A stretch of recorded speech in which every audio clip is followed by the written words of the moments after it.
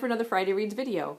The audiobook I'm currently listening to is Elizabeth Peters' Amelia Peabody series of book 1 called Crocodile on the Sandbank. Now this is a mystery that goes some 19 books in depth. I've never read all of them. I've probably read up to maybe 8 books in the series quite some time ago. But I thought it'd be fun to kind of revisit the series and maybe this time through kind of read it all the way to its conclusion. It's very humorous. It's set in like 1884 and we follow Amelia Peabody. She is a spinster who's come into a rather large inheritance recently, and she decides to follow her passion of Egyptology and travel to Egypt and see the tombs and look at the mummies and things. On her way there, she encounters a young woman who's sort of in a tough times. Her name is Evelyn, and she ends up hiring Evelyn to travel with her as a traveling companion. Once in Egypt, they run into the Emerson brothers, Walter and the older brother Radcliffe, and Walter immediately takes an interest in Evelyn, and she in him, and you know a kind of romance is going to ensue in them.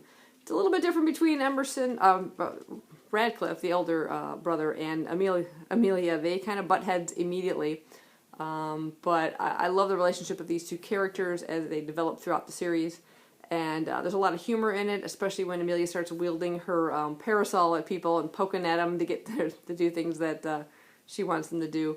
But a really enjoyable series, like I said, and it's just fun kind of revisiting it. So that's what I'll be listening to.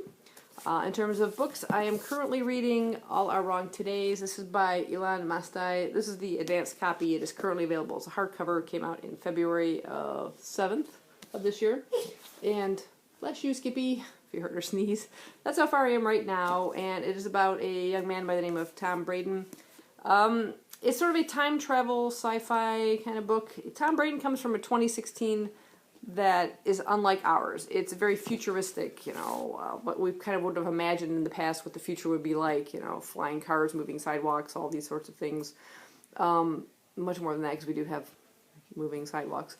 But his father has been focused almost into his entire life on a project, a kind of time travel project, and doesn't give his son a whole lot of attention. And a tragic event sort of took his mother away from him quite young. So he's sort of been at loose ends and very directionless and kind of the bane of his father's existence in a way. But his father decides to kind of include him in this sort of project.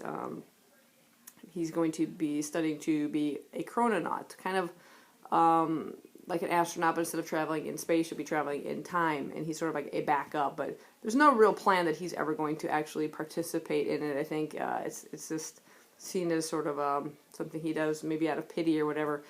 But something goes horribly wrong, and somehow Tom manages to change his future from the one that he knows to the one that we kind of live here now, and he has to kind of make this decision once he's in this now version, like our version of 2016.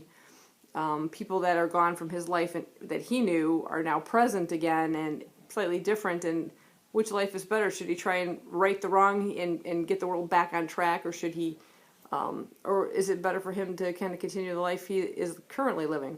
It's really intriguing. It's a lot of humor. It's very engaging. It reminds me a lot of like The Martian by Andrew Weir. I really enjoyed that one as well, and the very, very short chapters. They're like about a page and a half at most, and I'm finding myself just flying through it.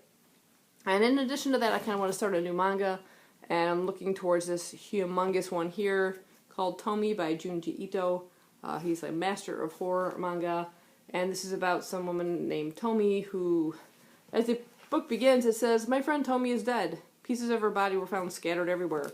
But apparently somehow she is a succubus, an immortal succubus who tempts men into murder, including some cases over and over again herself." It sounds kind of bizarre, but they said, yeah, she's murdered again and again. One girl always comes back for more. So I'm looking forward to kind of delving into that. So that's my plan for this weekend. Let me know what you guys are reading, and I'll talk to you next time. Bye-bye. Hey, Skip.